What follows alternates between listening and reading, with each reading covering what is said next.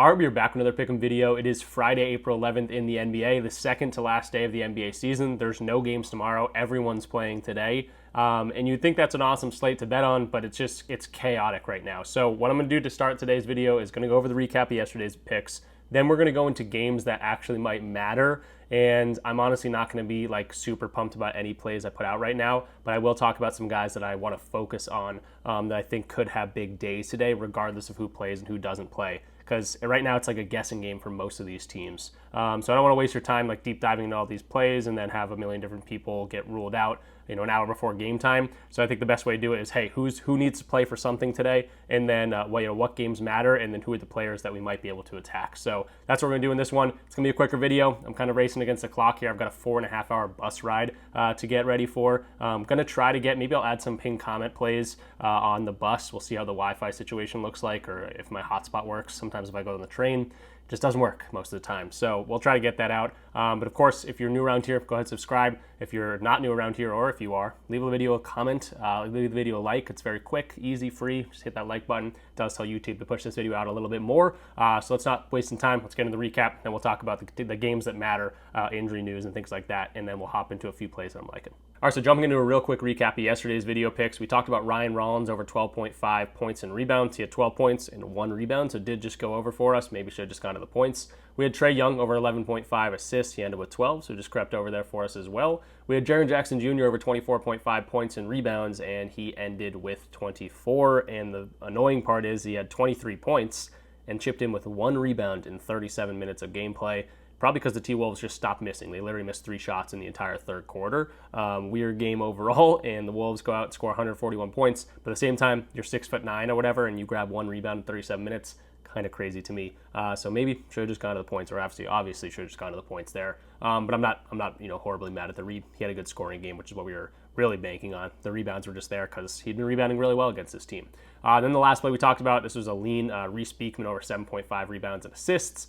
He had 5 rebounds and assists, and he played 13 minutes and was projected for like 31 minutes. So I don't know what to do there. I think the read was there. I would have done it again if I thought he was going to play 31 minutes. And I'm happy that he was able to kill it. 5 rebounds, assists. I think 4 assists, 1 rebound in only 13 minutes. The read was definitely there. So that's the recap of yesterday's video picks. Pretty solid. These are kind of like these random guys, Ryan Rollins, and Reece Beekman. These are the guys that you might want to be attacking a little bit more if you are going to play those teams that aren't playing for anything. And you can definitely find some value in there. You just need to know who's going to get the minutes and things like that. So like Ryan Rollins, we expect the minutes boost. He got that. But Reece Beekman, we expect the minutes boost. He didn't get that. So if someone comes out and they don't play very well, or other players play really well, the coaches are going to play those guys that are playing well. No one's really locked into these minutes. So that's a recap. Let's get into the games that matter and the injury news and things like that. And then again, I will try to get some plays for you guys in this video, probably at the end.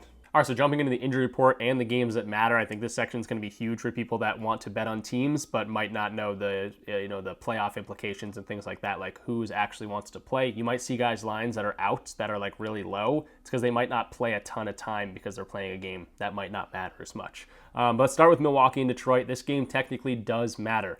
These guys are the 5 and 6 seed right now, or 4 and 5 seed. 5 and 6 seed, the Bucks have the 5 seed, the Detroit Pistons have the 6 seed, and you can see that the Pistons are 2 games back, but the last 2 games of the season, these guys play each other. So the Pistons actually hold the tiebreaker. It goes to like a 3rd tiebreaker at some point. It's very confusing, but essentially all you need to know is if the Pistons do win these last 2 games, so they play today and then they play Sunday, then they will get the 5 seed and the Bucks will drop down to the 6 seed. So does that matter a whole lot? Potentially, and these guys might be playing for a little bit, but just keep that in mind. If Giannis's knee is acting up, I would not be surprised if he sits. But at the same time, you probably want the 5 seed over the 6 seed, just in terms of like home court advantage down the stretch of the playoffs. But doesn't matter as much as some other games.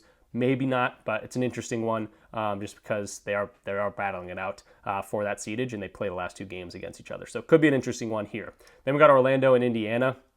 The Orlando Magic are locked into where they are in the playoffs. or the play-in right now, or the play-in situation. So you'll see a bunch of game time decisions. Would not be surprised at all if some of these guys do end up not playing. Then you see the Pacers here. They are interestingly enough still in line for the potential 3 seed here. So I think they'll be out ready to go. Most of their players will play normally. Just tough to go to Orlando or in this game in general, just because Orlando has such a good defense. But if a lot of these guys don't play, then that defense obviously takes a hit, and the Indiana Pacers might be able to take advantage of that. Then we got Atlanta and Philadelphia. Obviously, Philadelphia not playing for anything, and I think Atlanta's also locked into their spot. 38 and 42. They obviously don't want to drop down to the 9 seed, so I don't think this one matters. I did like a breakdown of this. I don't know if this one matters too much. The Atlanta Hawks might be locked into their seed, but I mean, they are 1 game difference in the Chicago Bulls, so maybe they got to win 1 more game here. That's what I assume, and you can see it by the injury report. Most guys are active and ready to go. Could be a good spot to go to, like a Trae Young assist like we did yesterday, or a Kongwu going up against a weak interior Philly defense. But again, we know Philly's not playing for anything. Then we got Charlotte and Boston. Obviously, Boston not playing for anything, but most of their guys are out there and ready to go. Jaylen Brown is going to be out. That's actually it's going to be important for some of these players too. I don't know any off the top of my head, but some of these players are right near that threshold of 65 games, which makes you eligible for it, in-season rewards or awards. And Jaylen Brown's now going to miss this because he's missing this game. I think the max he can get is 64 games, which is unfortunate. But at the same time, as a Boston fan myself, you want to see him healthy for the playoffs. That's the main thing you're going for, and he has not looked healthy, unfortunately. So Boston, they're out there ready to go. They're playing Charlotte. This could be like a first quarter, first half type of betting day, because look at the projected minutes. No one's going to get a ton of time. You're going to probably be seeing a lot of Luke Cornett, a lot of Peyton Pritchard. Baylor Shireman showed spurts of being really good in this lineup, hitting shots and things like that. And then Charlotte side of things, you're going to get most of the guys out. Josh Green out, Miles Bridges out. No LaMelo. Looks like Mark Williams is out there. I would be surprised if anyone has a lot of projected minutes. 31 minutes projected for Mark Williams. So just a weird game overall. 19-point spread. Just keep that in mind. And I don't know how many minutes these Celtic starters are actually going to get here. Then we got Cleveland, New York. Cleveland sitting pretty on that top seed. There's no changing that. So a lot of game time decisions. Maybe they want to get their feet under them. I don't think any of them played last game. Surprised Jared Allen's out there playing. No game time decision report for him. But I would assume at least some of these guys do sit. But at the same time, maybe they're like, hey, New York is a playoff team. Maybe this would be a little bit of a good test for us, before we actually get in there. But again, you see the projected minutes here. Even if these guys do play, just keep this in mind. No one's projected for more than 30 minutes. They're not going to run these guys into the ground because this game does not matter. So a bunch of game time decisions for Cleveland. Tough game to go to. At the same time, New York potentially wants to win this game. I mean, they do want to win this game. Indiana definitely creeping up behind them for that 3 seed. And for the 3 seed and 4 seed, that's a big difference because you might have home court advantage or not in a potential second round series and things like that. So New York probably wants that spot. And, this also avoids Boston the second round, I believe, if it goes the way that it's supposed to go. So maybe that's an inclination. I'm not sure exactly, but New York as of right now, Josh Hart, OG Anunoby, looks like they are game time decisions. They didn't play last game. We'll see if they can get back in today. And again, Cleveland side of things, we don't know if they're actually going to play all their guys. And if they do, I don't expect 40 minutes from them. Miami and New Orleans. Miami is pretty much locked into that 10 seed. Again, you can watch it right here. They're 36 and 44. I don't think they can catch Atlanta in that 8 seed, which is really what they're going for. They might be able to steal home court advantage here in the 9 seed. So again, not sure how much that matters for the Heat, but at the same time, you probably want to play your game at home. So you can see the injury report here. Pelle Larsson, Kevin Love, all these guys are going to be out. Jovic still have that hand injury, but some of their main guys should be out there and ready to go. Bam, Tyler Hero, and they're projected for normal minutes. So for the Heat, pretty normal minutes here. And they got the Pelicans, very, very weak matchup. 14-point spread for the Miami Heat as well. You can see the Pelicans don't have anyone to play anyway, but now even their secondary team is going to be game time decisions, so I'm not touching New Orleans. Going to be a very, very hard team to bet on, especially going up against a Miami defense that wants to win the game and is a good defense overall. Then we got Washington and Chicago. Washington's never playing for anything. Chicago, again, in that 9 seed, so they are locked into the play-in. They're not going to drop out of that. But again, I think mathematically they could technically catch the Hawks here. And if you get into that 8 seed, you get 2 shots or 2 cracks at getting into the playoff situation. So maybe they want to do that. Josh Giddey looks like a complete stud. He continues to. And he's got Washington today, 16.5-point favorites. Look at all these spreads, guys. Just keep that in mind. Again, I'm not trying to come in here and GP out of plays, but 16.5-point spread, 14-point spread, 12-point spread. The Celtics game was 19-point spread. it's got to be, you got to bet a little bit less today, even though it's a full slate. Josh Giddey's been awesome. Kobe White's been pretty good. A lot of these guys have stepped up. So could be a good spot to go to some Chicago players. They want to win this game. And Washington, obviously, very, very poor at a lot of different aspects. At the same time, you got some young guys playing some good minutes for the Washington Wizards. Bob Carrington, Cam Penny, A.J. Johnson, all projected for a ton of minutes here. Alex Sarr, a guy that's been playing pretty well, but only 28 projected minutes. A lot of guys on the Wizards actually projected for a lot of minutes because of all their injuries. So could be a good spot for this game in general. Toronto and Dallas, this doesn't matter for Toronto. For Dallas, the first time we're looking at the Western Conference here, they're locked into the 10 seed, and they potentially, I guess, could get the 9 seed. Not the end of the world for them. This could be a game that they could sit some guys, but I'd expect them to be pretty healthy and out there ready to go, especially after the embarrassment of Luka dropping 45 on them. But yeah, as of right now, AD, probable tag. Klay Thompson, Dinwiddie, both game time decisions. And then the Toronto side of things, Scotty Barnes is going to be out there for some reason, but no RJ, no Pearl, no Quickly. I wouldn't be surprised at all if Scotty Barnes is end up pulled from the lineup. And if he's not pulled from the lineup, it could be very, very good chance to go to a Scotty Barnes under here against Dallas. A couple more games here, 6 more games, 7 more games. I'll try to go a little quicker here. But this is the bulk of the video, just so you know, because again, very, very tough one to bet on. I'm just trying to give you the tools here to check out the games that might be worth it. And while I have time on the bus, hopefully I'll send some pin comment video or picks out to you. But again, stay tuned for the end because I am going to show you some players that I do like. Memphis and Denver here. This is an interesting one because this is an actual playoff situation. So we got Denver sitting at the 4 seed. We have Memphis sitting at the 7 seed, but you can see how close this logjam is right between the 4 seed, even the 3 seed, but the 4 seed and the 8 seed here. I think Los Angeles might be locked into that 3 seed. Something like that. But Denver, the Clippers tied exactly. Then there's a 3-way tie from 6, 7, 8. And this is the difference between like play-in situation or playoff situation. So all these teams definitely want to win. So definitely keep an eye on the Nuggets, the Clippers, the Warriors, the Grizzlies, the Timberwolves today. Those are the teams that are really, really playing for spots. So this could look like playoff basketball for them. Just keep in mind if they're playing a crappy team, it could be a blowout situation pretty quick, but they want to win these games. So the Nuggets and Grizzlies game, probably the game of the night. This is one you want to be tuned in for. This is going to feel like a playoff game and could definitely be one that's going to be, more normal and could see big, big minutes from certain guys. As of right now, I think this is a team on a back-to-back. Pretty sure they played yesterday. Yeah, because we bet on Jaren Jackson Jr. So there's a back-to-back situation for the Memphis Grizzlies, but at the same time, they're battling for play-in, playoff positioning, which matters a whole lot. So you're going to see pretty much normal minutes from them. Right now, Wells is the only guy that's going to be out that matters, and he went down with that scary fall. He's going to not be here for the next few weeks. Denver, Jamal Murray is going to be a doubtful tag, so probably going to get the Pickett show. Not a ton of Westbrook since they fired Malone, so 20 projected minutes for him, and Pickett projected for 30 minutes. But other than that, Jokic could absolutely feast against this matchup, and we'll see what he can do. Then we got Brooklyn and Minnesota. Minnesota, another one of those teams that has to play and has to win this game pretty much. And they're playing Brooklyn, who's not going to play any of their players. Reese Beekman, okay, so now he's projected for 17 minutes. Look at the projected minutes in the starting lineup. No one more than 22 minutes. Yeah, I'm staying away from that because you can't predict who's going to play well unless you're like a Brooklyn Nets fan and you are locked in on their lineup. On the other side of things, Memphis, they should be active, ready to go. More normal minutes for all these guys.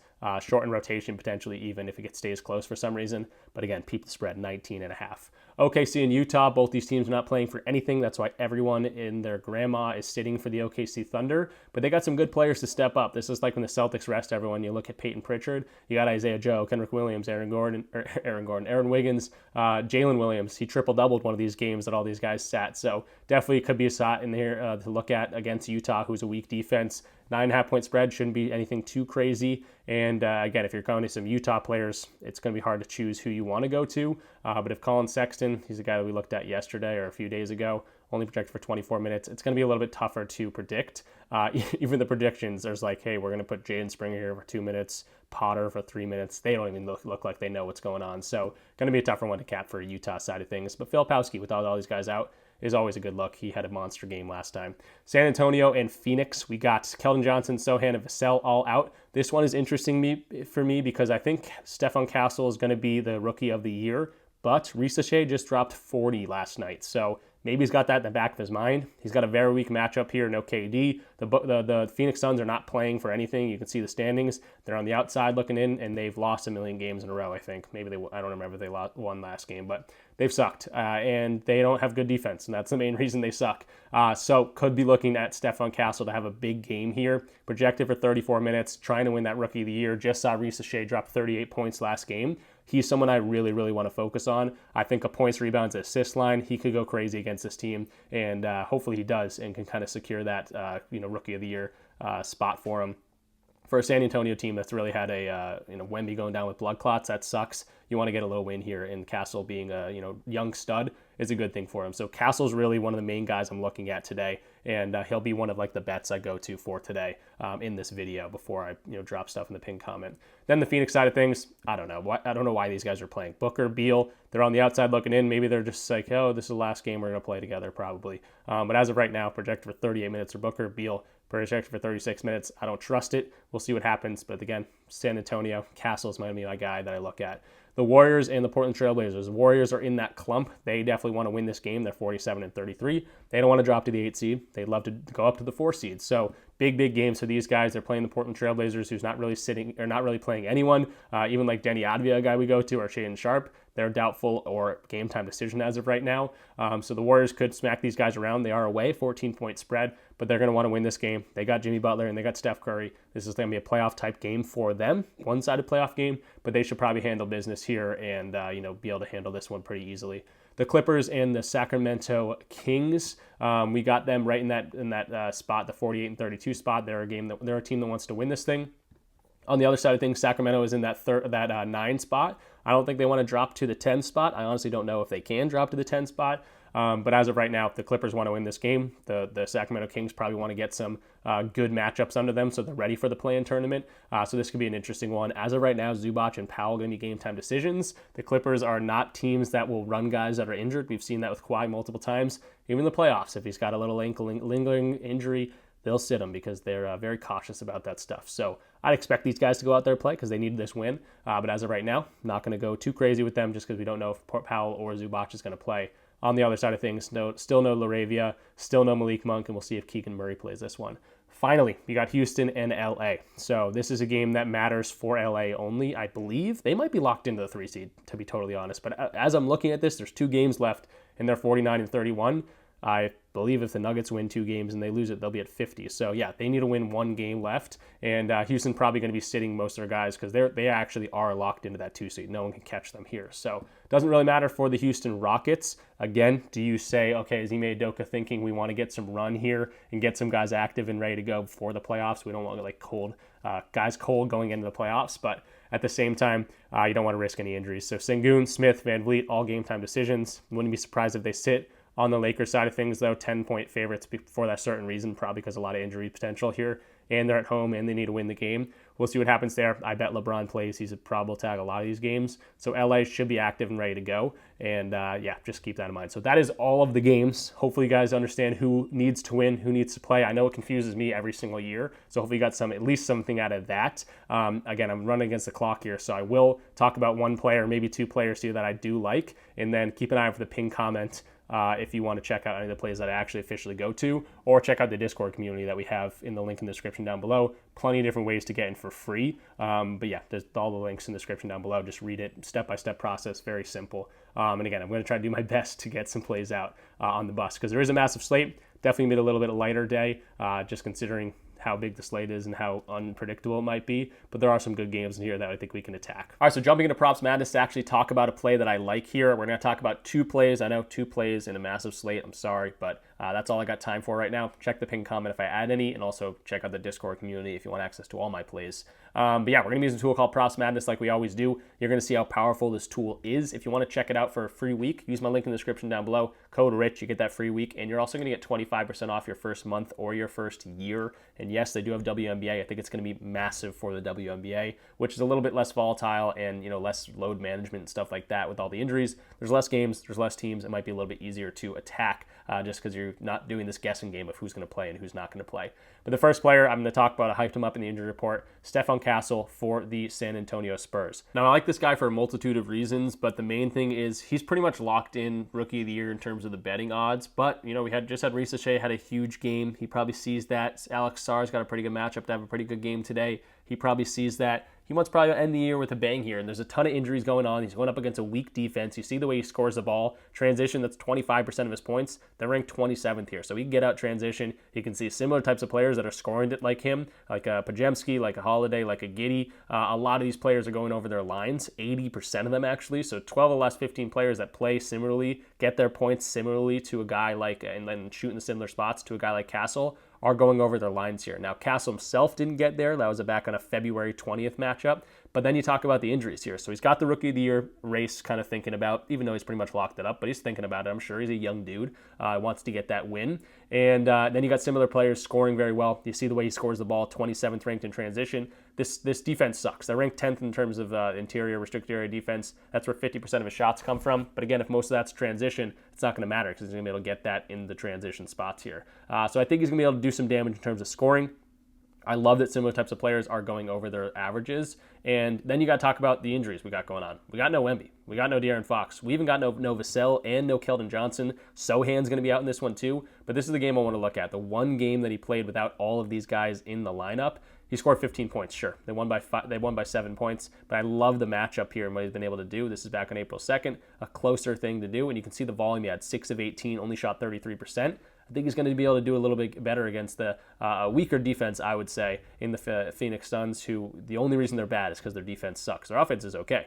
Their defense sucks. So that's what I'm going to be attacking. All these guys are out. He only scored 15 points. I'm not going to his points, actually. I've been talking to his points a lot. I'm actually going to go to his PRA because he dominated in terms of rebounding, assisting. You saw the points, 15 points. You saw the rebounds. How about 15 rebounds, 9 assists, almost triple-doubled there. 14 potential assists, 20 potential rebounds here. So really, honestly, you could probably go to his rebounds, assists. Absolutely crush that without all these guys in the lineup. But I do like his scoring potential here. I think he could score a decent amount of points. And if he has a big scoring game, I don't want to miss out on that. I'll honestly probably run a little bit on his PRA and a little bit on his rebounds and assists because I think he's going to have a good scoring game. I think he's got a better matchup here to score without all these guys in the lineup. And I think his PRA could be carried by his points at some point, but also chipping in with some rebounds and assists. I don't know if he's going to triple-double. Could be something to sprinkle on, but he's got a really good matchup here. He's playing for something. Wouldn't expect anything less than 35 minutes or something. He's projected for a decent amount of minutes. All these guys are going to be out of the game, and obviously the hit rate doesn't look amazing, but considering all of these injuries, I didn't even include Trey Jones. I didn't include Jeremy Sohan. He's going to be the head honcho. They're going to be getting him the ball. He's a rookie. He's a young dude. You got to remember that. And he sees these other guys balling out. He wants to close the season out on a hot one, and he's got a great matchup to do so. So Stephon Castle, going to be my main play here. Points, rebounds, and assists. You find it at 32.5 mostly everywhere. And this is kind of like a sub play here is going to be his rebounds and assists at 12.5. Again, this is high. You're not going to see a great hit rate, but you got to consider all the different factors that go into this play. The injuries, the Rookie of the Year race, the matchup, all those different things. I'm liking Castle for today. And then very quickly, I was going to talk about Luka here. Rebounds and assists at 15.5, or just his rebounds, honestly, going up against the Houston Rockets, who probably won't play much people, and that also means could be a blowout situation here quickly. So rebounds at 8.5, it's juiced, so you could go to the rebounds and assists here at 15.5. I'm liking the under, just because he hasn't been getting this much at all on the Lakers, playing with LeBron and all those different things. LeBron's been the main rebounder. You see his rebound hit rate, 31% on the over, so not very often. Same thing with rebounds and assists, 37.9%. The only scarier part about the assists, like again, the rebounds is juiced. I would just go to that if it wasn't juiced, but the rebounds and assists, the scarier part is they probably won't play as many players, so this defense that's usually pretty good in the Rockets might not play everyone, so he could maybe take advantage of that. You see the head-to-head, he went under both these, so 15 rebounds, assists, but really only had 6 rebounds and did go over with 9 assists. That was a game that he was on the Lakers, and really just playing with LeBron. I guess we can get rid of the head-to-head, go to players playing with LeBron, who's a game-time decision, but probably will play. He's only over this in 36% of games. The rebounds is even better, though, only over in 22% of games. So pick and choose your favorite one there. Again, 8.5 is going to be juiced. It's like minus 137. It looks like it's 8 on PrizePicks. Maybe that's the way to do it. 8 on PrizePicks. Everyone else has got this pretty juiced, which is why potentially pivot to the rebounds and assists. Big spread. If they win this game by a whole lot, maybe he doesn't get there. We can actually see that really quick. I don't know if this is going to help me or hurt me. But going to the advanced filters, let's see more. Let's go to 1 by 10 plus. It's a 10-point spread. So he's only over in 33% of games. Rebounds, 16. So Luka, also an under I'm thinking about. So that's going to do it for me in this one. Not a typical normal video. So if you're new around here, we don't typically do that. Only talk about 2 plays. We usually talk about 3, 4, 5, 6 even sometimes, especially with these bigger slates. But it's end of the year. It's going to be definitely more unpredictable. So that's why I focused on who's playing these games, what games actually matter, and hopefully that gives you some sort of information on top of the 2 plays we talked about. which was Stephen Castle over pretty much anything, or Luka Doncic under his rebounds or his rebounds and assists here. That will do it for me. Like the video, subscribe if you're new. Definitely check out the links in the description down below if you want access to all my plays in the Discord community that we got going on. It's a very fun community too, on top of the picks. It's one of the cheapest out there. You get the community aspect, you get the plays that I put out, you get other people's plays they put out. We got some seasoned chefs in there as well. So definitely check us out in the links in the description down below. Plenty of different ways to get in for free. So just read all those things, sign up for using my codes, get the promotion matches of deposit matches or free squares, whatever it might be, and you also get the free month. So it's a pretty win-win-win situation. You just got to let me know in the comment section down below or in the free part of the Discord. Say, hey, here's your code, here's the screenshot. I like the free month, and I'll get you right in there. So that'll do it for me. Thanks for watching. Good luck with all your bets. Play a little bit lighter than normal on a huge slate like this. But yeah, good luck with all your bets. I'll see you guys in the next one. Peace out.